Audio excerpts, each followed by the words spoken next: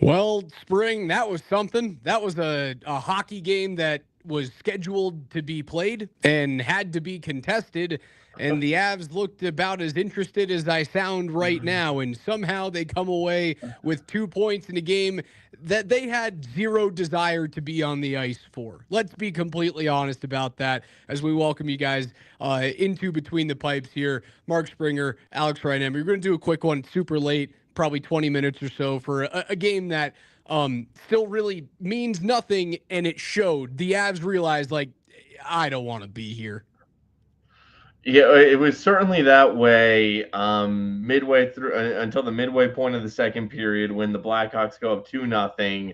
Yeah, the first half of that game, the Avs, that was sleepy, sleepy, sleepy, sleepy. Then they picked it up a little bit.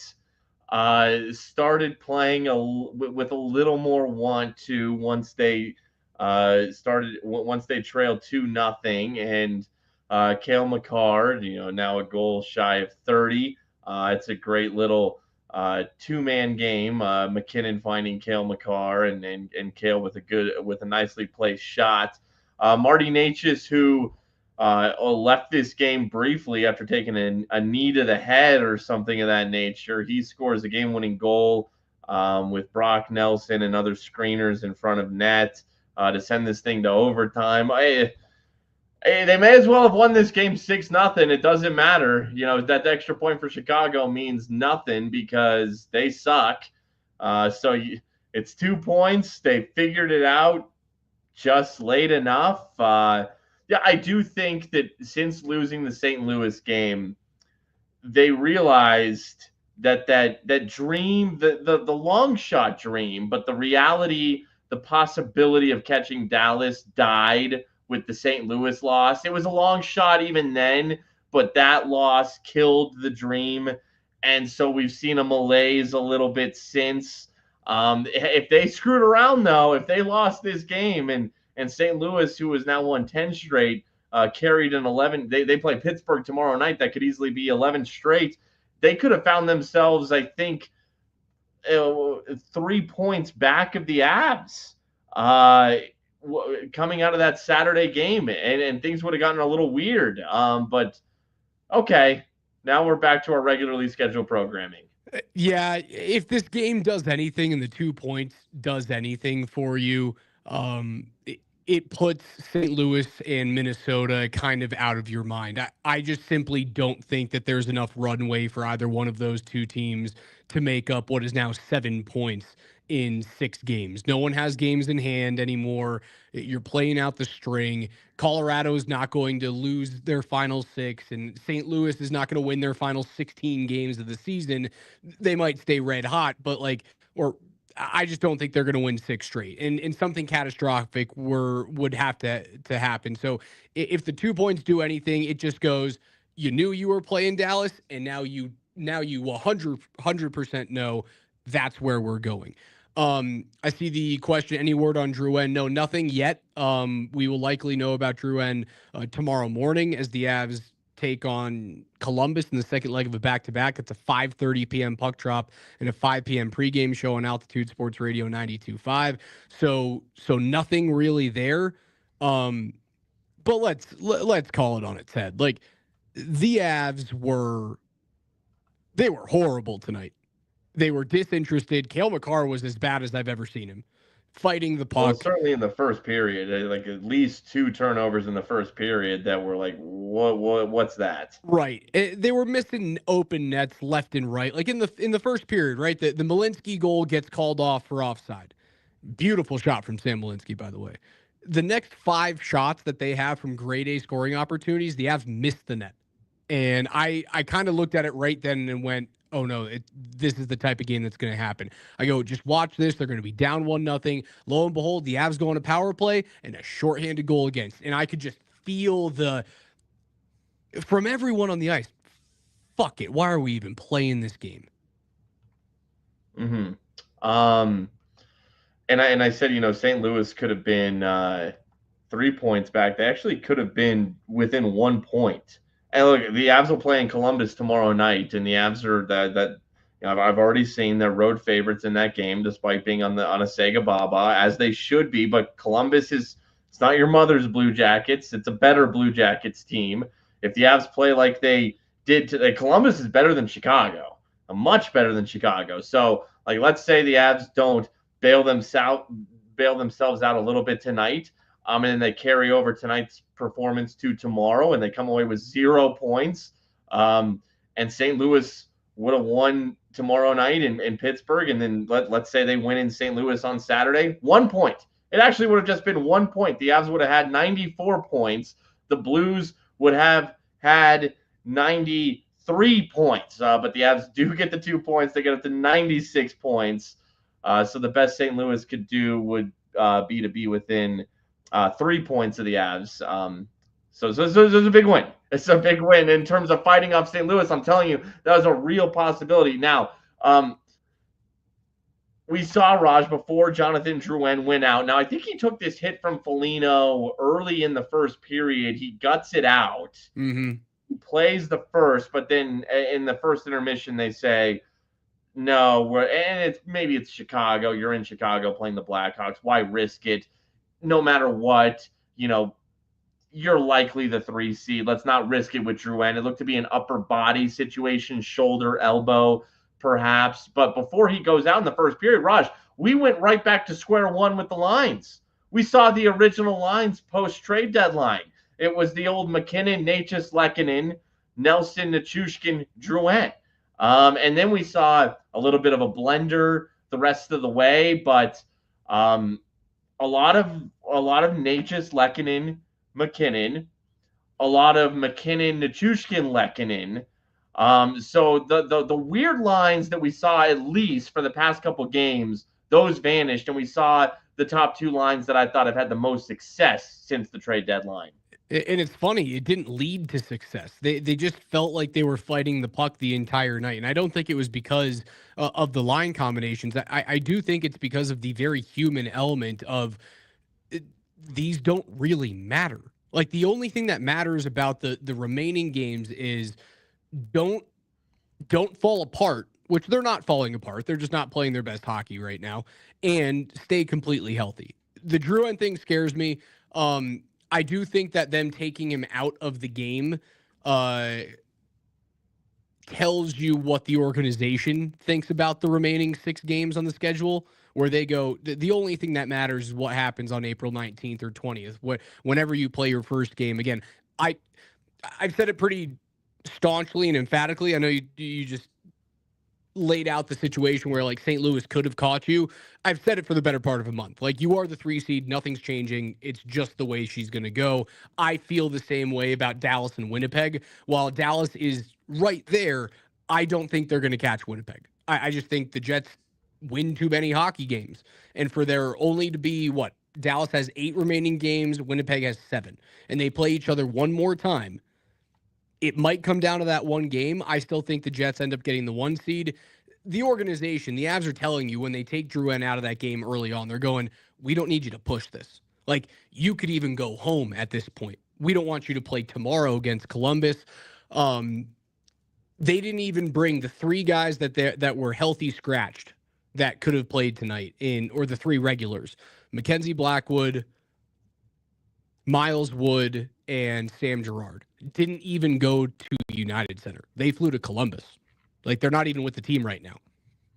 What's going on with because they called up, let me try to pull the goaltender from the Eagles. Kevin Mandolese. Not the mandolin, the kitchen tool that Andy Lindahl once cut his finger with. Mandolese. Why does he go to Chicago? Why does Blackwood go to Columbus? I thought maybe I'd seen something where Wedgwood maybe got hit in the face with a shot in practice yesterday, but then lo and behold, Wedgwood's starting tonight, which it makes sense. It's Chicago. That's where I would start Wedgwood if you're looking to give Blackwood a night off. But what's going on there? They're expecting to play Blackwood tomorrow, and the reason why you bring up Mandolese is because you know that Wedgwood starts tonight. You don't bring Blackwood to Chicago so that he doesn't have to get on a mega late flight, get in at 4 o'clock in the morning to Columbus and then turn around that next afternoon and play a hockey game. So I think that's the reason why Kevin Mandolese is brought up, so that you can just go to Columbus, go get your full night's sleep, don't worry about it, because he's starting tomorrow. That's the reason why. It's not an injury thing. It was more of a logistics reason why those healthy scratches this evening were not even in the building at United Center. Okay. So, short of Wedgwood getting hurt in this game, that's the only thing that could have screwed him tonight, is if Scott Wedgwood got hurt. Because I don't want to see Kevin Mandolese in under any circumstance. If you want to see him in, you want to see him against the Chicago Blackhawks. Let's be very honest about that. I guess it's one of a couple teams, maybe the Sharks being the other, that you're okay with Kevin Mandolese getting run against. Hey, look, I want to bring up a couple players here, a few players that, if I'm being honest right now, I don't think are playing that well. Let me start with one and two, in fact, and one of them pains me to say it, okay? But two that have not scored since one since February, and that's Ross Colton. Ross Colton hasn't scored since February. He didn't score at all in the month of March. Now, he had 8 assists in March, but he didn't score at all in March, and here we are, first game of April, no goals. His line mate, Charlie Coyle, is still looking for his first Avs goal. Charlie Coyle has not scored with the Avs. And I'm going to be honest with you. I don't think Brock Nelson's playing that well right now. I don't. He had a couple goals in Ottawa. He scored in Montreal. He has not scored now. And look, that's not bad. And those were his only 3 goals with the Avs. His first 1, 2, 3, 4, 5, 6 games he did not score. Then he gets 3 and 2 nights in Canada. And now he's not scored. And this is in the homestand. The entirety of the 4-game homestand, he did not score. Had 2 assists on the homestand. And did not score tonight. So that's 5 straight games without a goal for Brock Nelson. Are you noticing Brock Nelson and Charlie Coyle, the 2 new additions, really making impacts right now? I'm not. I'm not seeing it right now. Offensively, not really, although Nelson makes the major tip on the goal that ties the game. Like, he doesn't get an assist on it because it's a double tip. It ends up going to Natchez. But, like, the reason why they score is because Brock Nelson gets a stick on that puck. And where I do think that they make huge strides for this Avs team is offensively, the Avs are struggling. Defensively, they're not. Like, they'll give up a grade A opportunity, and unfortunately, more often than not, like, the few grade A's that they give up are in the back of their net. I'd like to see that get fixed. They're very good on the defensive side. Coyle goes, I think, 6 of 10 on the draw today. Nelson goes 10 of 15 on the draw. So they're doing their job there. I'm not noticing them on the offensive side. I do believe that the lined blending has not helped them all that often. Coyle is, I think we have to learn to love Charlie Coyle for things that aren't going to show up on the score sheet. You have to learn to love him on the PK. You have to learn to love him 5-on-5 defensively on his side of the neutral zone, and learn to love him in the faceoff dot. He's going to be the player that, like, if he scores a goal in the playoffs, that's a bonus goal and you should win the game. Nelson can't be a player that doesn't contribute offensively. So I agree with you there. He's been cold. Ross Colton making $4.5 million. You were signed to be a pest and a guy who can score gritty, gross goals within 3 feet of the blue paint. He needs to show up in the playoffs. No goals since February is too long. Yeah, and look, Kiviranta has been out the last couple games, but that's just the last couple games. That third line, and man, I was really optimistic about that third line. I really like Charlie Coyle. Like, I like the acquisition. Has scored many clutch goals with the Boston Bruins. Hey, he's made the playoffs every year of his career. He's a winning player. But for some reason, so far in his Avalanche tenure, he has not done much. I haven't. And okay. Sometimes, yeah, it's no goals, it's the points, the production, but you just watch him on the ice, and it's are there dangerous plays? And there's not a lot of dangerous Charlie Coyle plays. There's been a handful of Ross Colton plays. Maybe he's a tad snake bitten Yeah, of he late, should have but scored tonight. Spencer Knight made a great glove save on him in the first period. sure, yeah, no. Ross has had a couple moments. Charlie honestly is not. I'm surprised. I mean, that's a big body who, like I said, is a winning player. I'm surprised he hasn't been as impactful so far. And so that third line right now is leaving a little something to be desired, which is a shame because I thought Coyle would kind of fix that. Hey, maybe Gabe Landeskog is the elixir for that Yeah, third it line. certainly might be like that. That's a score. That's a 30-goal scorer in this league. Like Coyle's never been the big time goal scorer. He really wasn't that guy in Minnesota. Really wasn't that guy in Boston.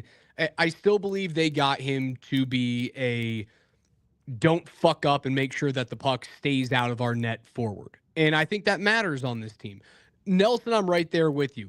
But I do. You mentioned those three players. Like the other three guys that I'm looking at over the course of this like malaise, again, I just think they're disinterested and it's okay. I'm not saying that these players being in like a scoring slump means that the Avs are in a bad way. I just think that they're ready for April 19. Um, Nate has been cold. Nate's been ice cold. Arturi Lehkonen hasn't scored since March 10th in the shutout Well, against. Lekkonen's another one. But with Arturi, I would say more so than Ross, he's been more noticeable. Like I'll see Lekkonen plays where I'm like, okay, like it's a little dangerous. Not so much Nelson, Coyle, and somewhat Colton right now. Nelson, I feel has been interior dangerous. Colton, no. Lehkonen, yes. But Lecky's a goal scorer. Lecky's paid to do that. Right? He's a better player than Ross Colton is. Not scoring since February is crazy for a $4.5 million player, though. Yeah, it is, and it's and he's better than that. And yeah, Lekkonen and Drouin have been a little silent. Drouin's had a couple really nice passing plays to McKinnon of late and has been involved, and I think Lecky has as well. So I'm not singling them out as much as I am the three that I mentioned. I think Nichushkin has dipped a little bit over the past week after he had been lights out for a month plus. And you mentioned McKinnon, who's playing well. Hasn't scored in 4 straight, Nichushkin. Yeah, and I think Natchez has played well. I thought Natchez played well tonight. And again with Nelson and Coyle, two new additions to the forward group. The first of that was Natchez and Drury, the first crop, the first batch to come over from Rantanen, and those two fit like a glove and clicked immediately.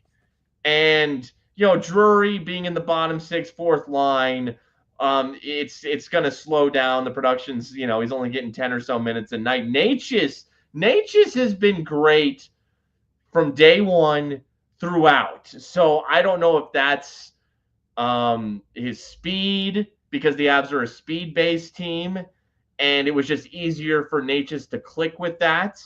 Whereas Nelson and Coyle are a little more physical, grindy players, and maybe there's an adjustment to the system. It's not fair, for me to compare Natchez's quick adapting to the Avalanche and maybe a little bit. Now we're seeing more stagnant adaptation for Nelson and Coyle. But when I do look at Natchez having fit right away and it looking like a match made in heaven, it makes me worry a little more about Nelson and Coyle.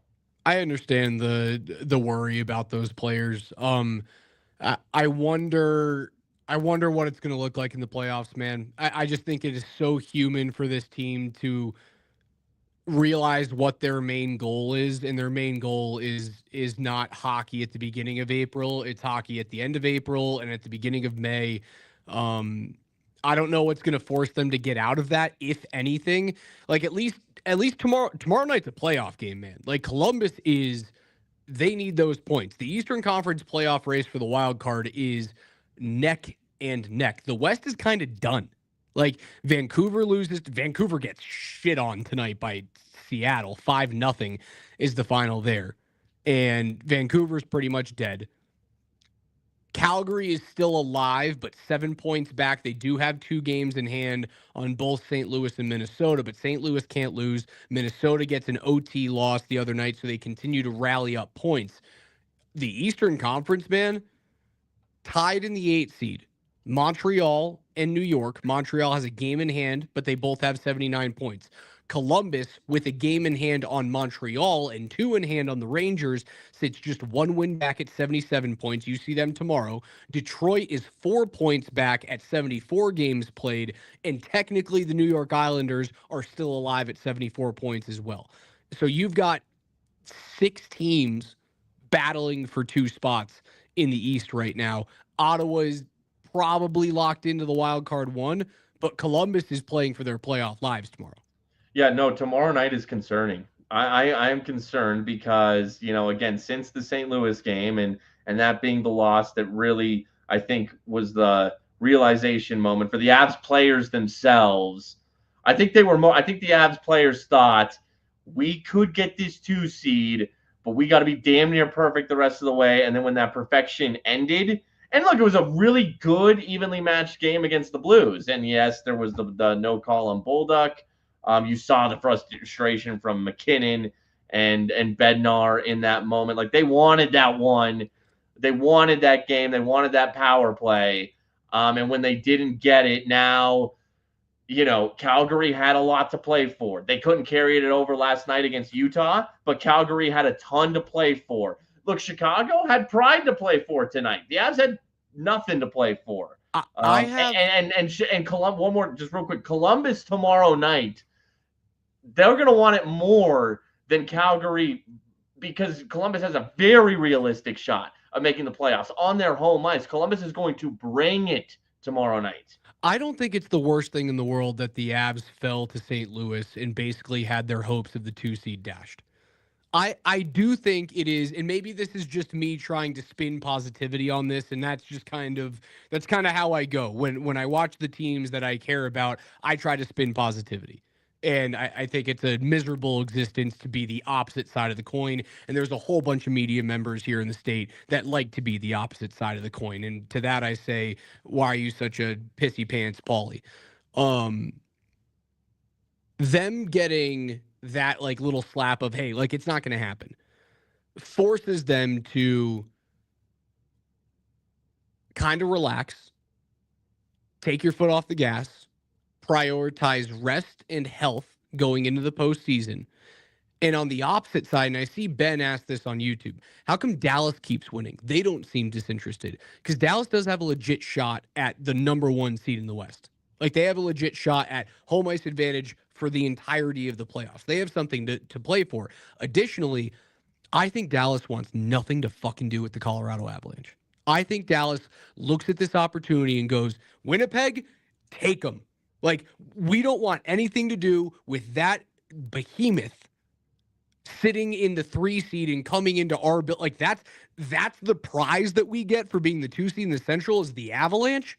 I think that's the reason why Dallas is pushing so hard. They don't want to see the Avs in round 1. That's why they aren't disinterested. The Avs know we're going to be going on the road in round 1. It's going to be okay.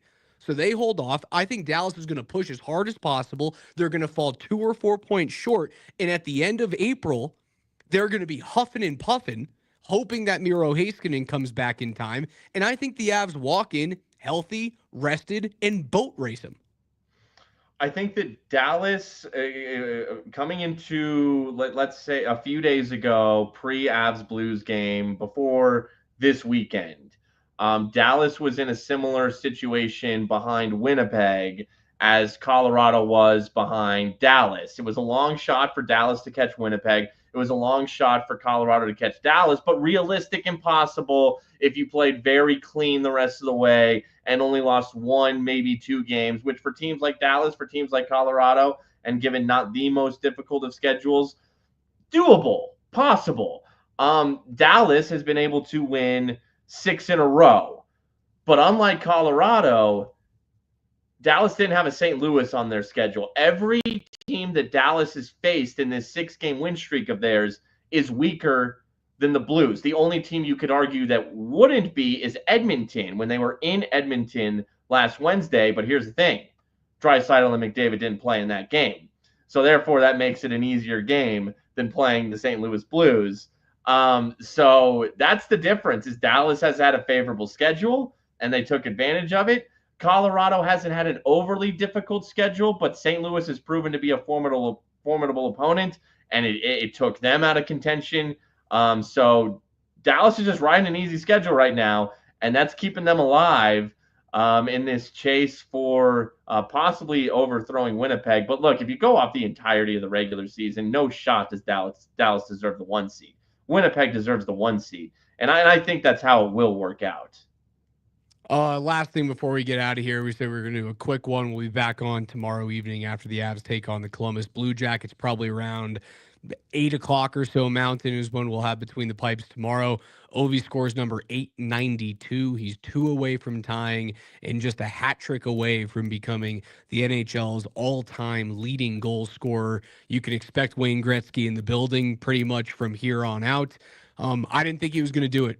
I thought it was going to be early next season that this thing was going to happen. He's breaking this, dude. It's here. He is breaking this record, and he scored yet again from his office on the power play, a one-time bomb. Does Washington get killed by Carolina on the road? Yeah, they do. But the one goal that they scored mattered. Yeah, no, it's meant to be when you lose 5-1 and the one goal is a OV goal on the power play that makes it 4-1. That's when it's meant to be. So yeah, it's gonna happen, and like you said, Wayne Gretzky is gonna be, and I think that they play the Blackhawks next, do the Washington Capitals and at Gretzky. home. That's a hat trick possibility. It could get done. It's the Blackhawks. So how's this? I've said very staunchly that I was like, for the love of God, if Spencer Carberry puts Alexander Ovechkin on the ice and he's sitting on 893 or 894 and he puts him on the ice for an empty net situation, I will lose my shit, because he needs to score this against a goaltender. He needs to score both of those goals against a goalie. The only way that changes for me is if it's a hat trick. If he has 2 in the game and he's already tied Wayne against goalies and there's a third waiting and Chicago pulls Spencer Knight, I'm totally cool with Alex Ovechkin going out there and scoring 895 against a yawning Cage, and then the game stops, hats rain down. Like, that's the only way that I could see an empty netter being freaking awesome. Outside of that, don't put him on the ice. And fortunately, you can have that luxury of, and I agree. That's a good point. I didn't even think about that, and I completely agree with you. And let's see, Washington's lost a few games of late, but they created such a cushion for themselves, not only in the Metro but in the entire Eastern Conference. They're 9 points ahead of everybody else in the Eastern Conference. So you have the luxury of not really gripping for needing an empty net goal to seal things. Keep Ovi off the ice in empty net situations, unless it's a hat trick. That's a good call. Very astute point there, Raj. Did you see the end of that game? Did you watch? Oh, I'm looking at the box score, and it looks like just a million fights and things of that nature went down. The third period was a bloodbath, an absolute. It was WWE Royal Rumble shit at the end of that game. And those two teams hate each other. Absolutely despise each other. And you know what's going to happen? They're in a crash course, right? They're in a crash course to face each other in round 2. Washington's going to be the 1 seed playing against the 8 seed in the East, and then Carolina will likely be the 2 seed in their division. They'll have to go to Washington in round 2 and go through them. It was insane, man, what was happening. Fight after fight. They kicked out Mark Jankowski. Tyson Jost got kicked out. Tom Wilson got kicked out of the game. Jalen Chatfield hip dropped a dude's head onto the ice in a fight. It was nuts. can we give it up for the Carolina Hurricanes, who had recently won 8 straight games, and overall they have won 12 of their last 14 now after tonight's win. Good to hear Tyson Jost's name too.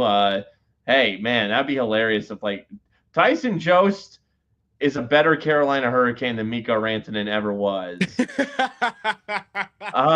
But man, Hey, like, two 10th overall picks, man. hey, good call there too. 2 10th overall picks. No, it's hilarious how well Carolina has played post Mikko. Do you think it fired them up that dude just didn't want to play in their city, didn't I want to do. play on that team, and they have taken this personally? And look, I like Logan Stankoven, and he's produced, but he's playing like bottom 6 minutes. They lost a top 6 guy in Natchez. That's brutal if you're trying to win right now.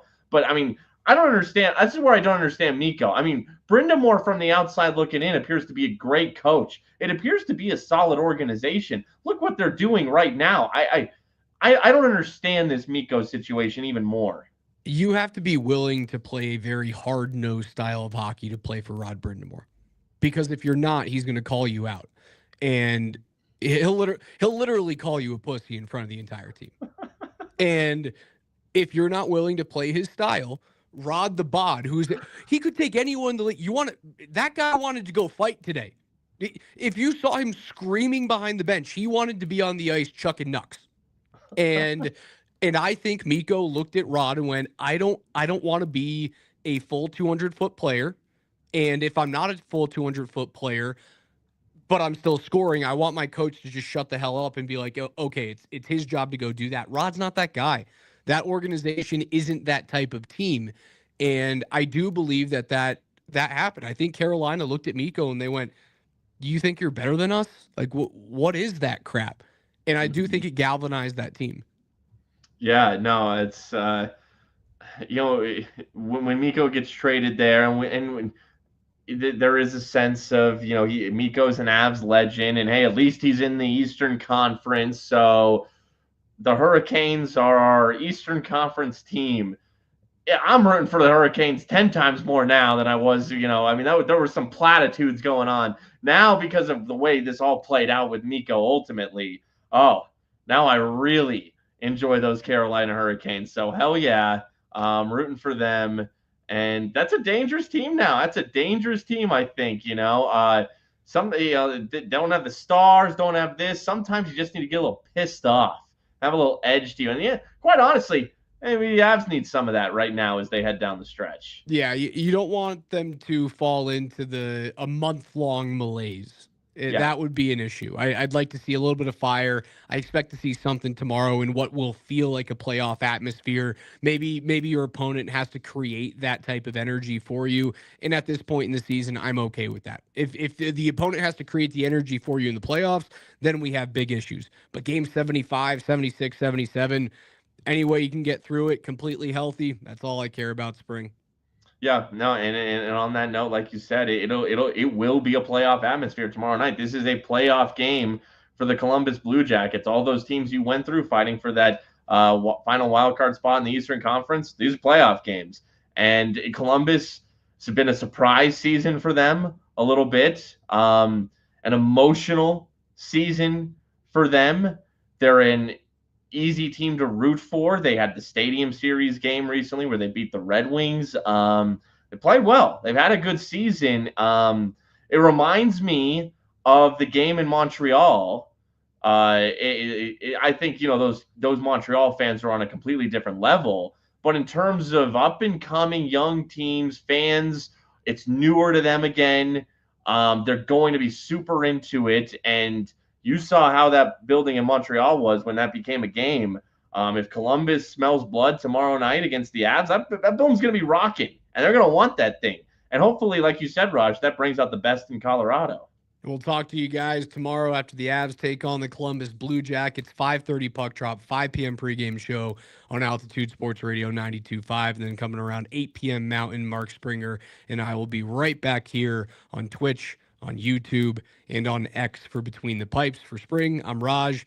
get out of here, go to bed. It's late. Avs win a game that they didn't even want to play in. That's nice.